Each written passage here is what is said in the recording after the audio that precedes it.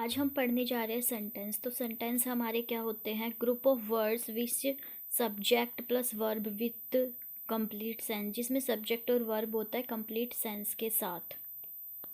So they all are sentence, जैसे Ram is a good boy, he plays cricket, he is writing a letter, ये all are sentence.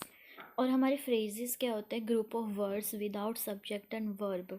सो जैसे in a hurry, in a temper, in spite of, richer, पैसे होने के बावजूद, the beautiful blue eyes girl. तो ये all क्या है? ग्रुप ऑफ वर्ड है। तो इसमें ग्रुप है पर सब्जेक्ट एंड वर्ब नहीं है, तो इनको फ्रेजेस में काउंट किया जाता है। जैसे हमारे पास हैविंग प्लस वर्ब की थर्ड फॉर्म आ जाए, बीइंग प्लस थर्ड फॉर्म आ जाए, बीइंग प्लस वर्ब के साथ आईएनजी लग जाए, आफ्टर के बाद आईएनजी लग जाए वर्ब के साथ, एंड बिफोर के साथ आईएनजी लग जाए, तो ये ऑल हमारे फ्रेजेस में काउंट होते हैं।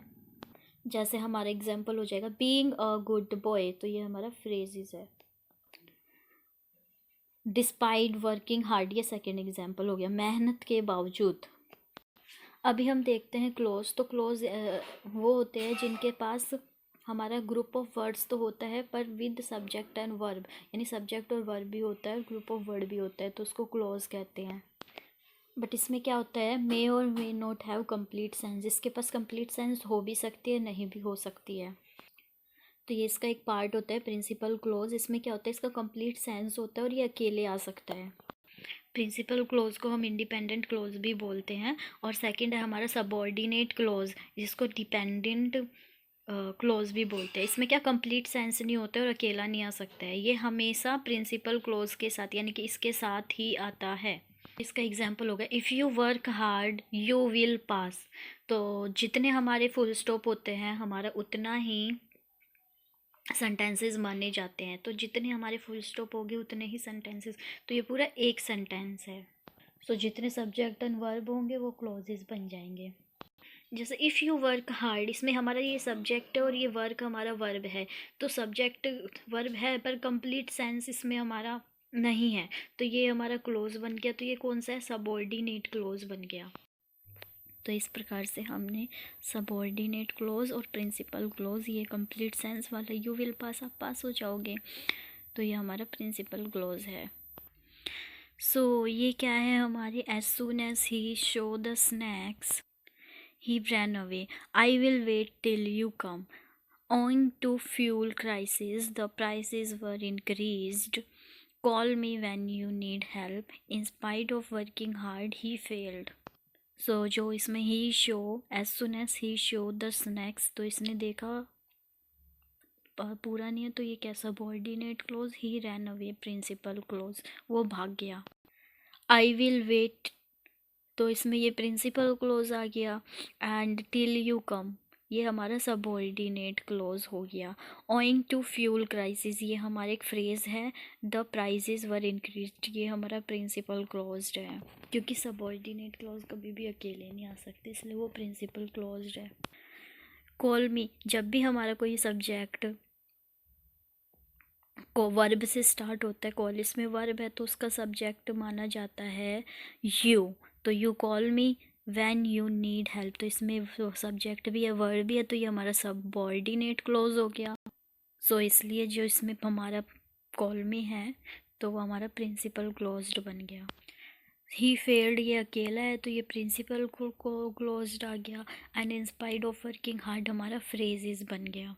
अगर हमारे सेंटेंसेस में if, until, unless, before, after, lest, because, as soon as long as या WH फैमिली में से हमारा कोई भी वर्ड आ जाए तो वो हमारे सबऑर्डिनेट क्लोज माने जाते हैं। सो जब भी हमारा ये वर्ड आए तो उसके बाद वाला हमारा सबऑर्डिनेट क्लोज होगा।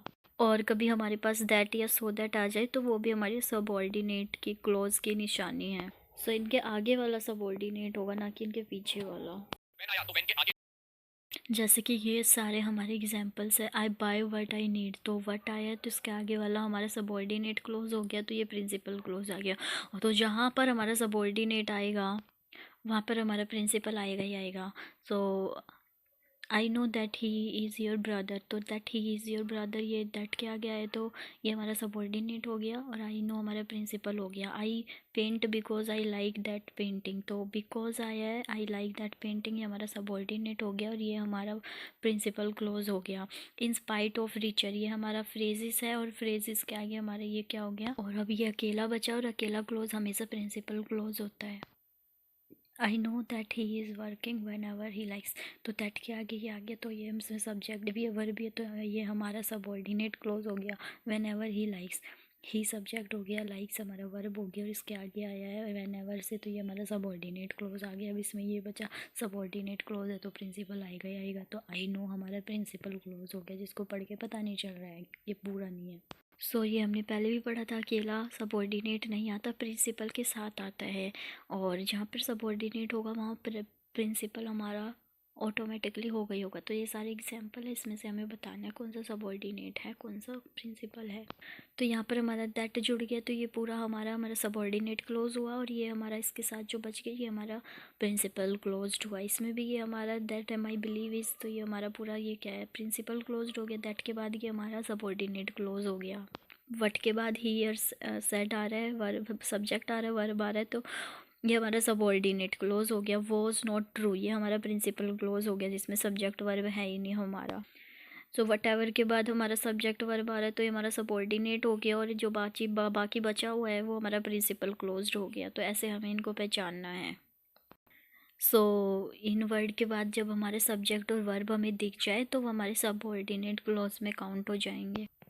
अब हम सेंटेंस के टाइप की बात करेंगे, तो जिसमें हमारा है सिंपल सेंटेंसेस, जिसमें वन प्रिंसिपल क्लोज्ड होता है, तो हमारे सिंपल सेंटेंसेस में कंसीडर होते हैं। जैसे कि Ram is a good boy, ये क्या है, इसमें प्रिंसिपल क्लोज्ड है ये इसमें।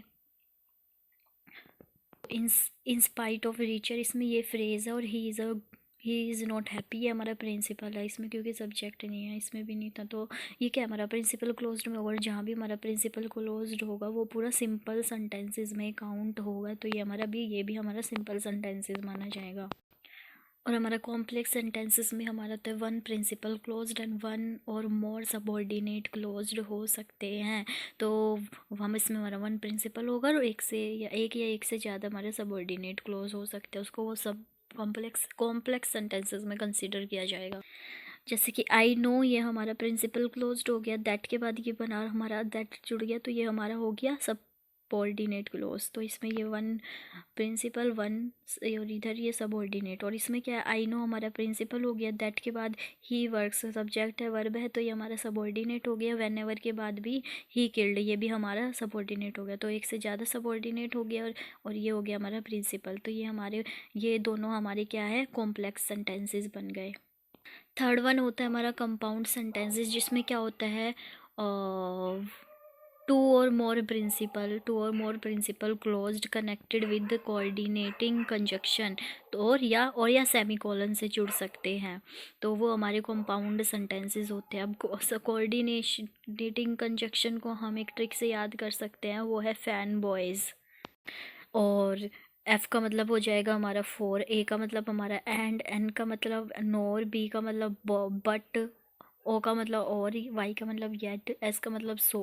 तो ये इनमें से कोई भी हमारी कोऑर्डिनेटिंग कंजक्शन होती है, उसके बाद सब्जेक्ट और वर्ब आ रहा है, तो वो हमारा कंपाउंड सेंटेंस बन जाएगा। इसमें सब्जेक्ट वर्ब आएगा भले ही, बट वो ये वाली कंजक्शन जो होती है वो सिर्फ प्रिंसिपल क्लोजिस्ट को ही जोड़ते हैं, तो ये प्रिंसिपल क्लोजिस्ट में ही कंसीडर की जाएगी, और वो बन जाएंगे, वो सेंटेंसेस हमारे बन जाएंगे कंपाउंड सेंटेंसेस।